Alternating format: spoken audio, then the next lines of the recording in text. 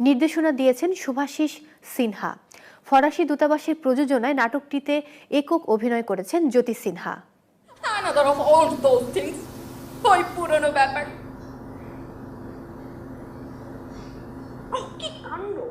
নিঃসঙ্গ এক নারী উইনি, উদ্ভট সব কল্পনায় সে সাজিয়ে রাখে নিজের দিনগুলো, কিন্তু দিন শেষে সে ঠিকই বুঝতে পারে সেই আনন্দের দিন মানুষের জীবনে কখনোই আসে না।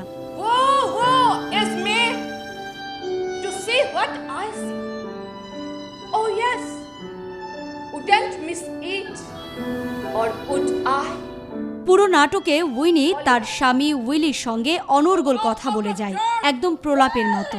এ প্রলাপের মধ্যে যে মানবিক বিপর্যয়, বেদনা, প্রেমাকুতি, অভিনব রোমান্টিকতার কথা আছে তা প্রতিটি মানুষের সময়কে প্রতীকীভাবে চিহ্নিত করে।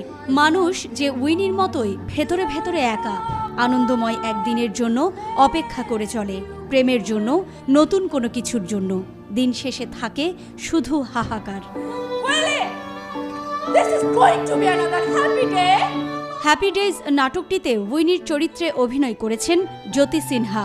স্বপ্নময় জীবনের দৈনন্দিন সব ছেলে খেলার মতো ক্রিয়াকলাপের মধ্য দিয়ে তিনি এঁকেছেন মানুষের এক অভিনব মানুষপটকে। উইনি সেই নিঃসঙ্গ মানুষই যে আসলে তার সমস্ত দিনকে বিভিন্নভাবে সাজাতে চায় একটা আনন্দময় মুহূর্তের জন্য। সারা দিন সে একলা এবং তার কথা বলা মানে ফুরিয়ে যাচ্ছে, এটা নিয়েও সে খুব টেনশনে যে তার দিনের সমস্ত কথা যদি ফুরিয়ে যায় তাহলে সে কি করবে। সবসময় এই অপেক্ষাটাই আমাদের জীবনে আসলে থেকে যায়, এটাই হচ্ছে মূল মন্ত্র। তো এখানে দিয়ে দর্শককে প্রভাবিত বা কোনো মেসেজ আসলে ওভাবে স্পষ্ট করে নাই, কিন্তু ভেতরে ভেতরে একটা আছে যে আসলে সমাজে যে যূথবদ্ধতা, এটা তো দরকার।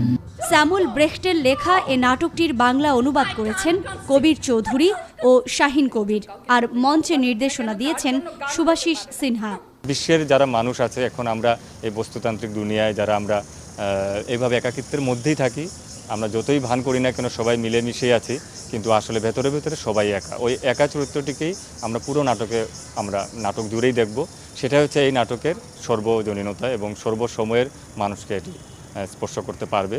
মণিপুরি থিয়েটার হৃদমঞ্চের পরিবেশনায় হ্যাপি ডেজ নাটকটির প্রযোজনা করেছে ফরাসি দূতাবাস। সুকন্যা আমির, নিউজ 24, ঢাকা।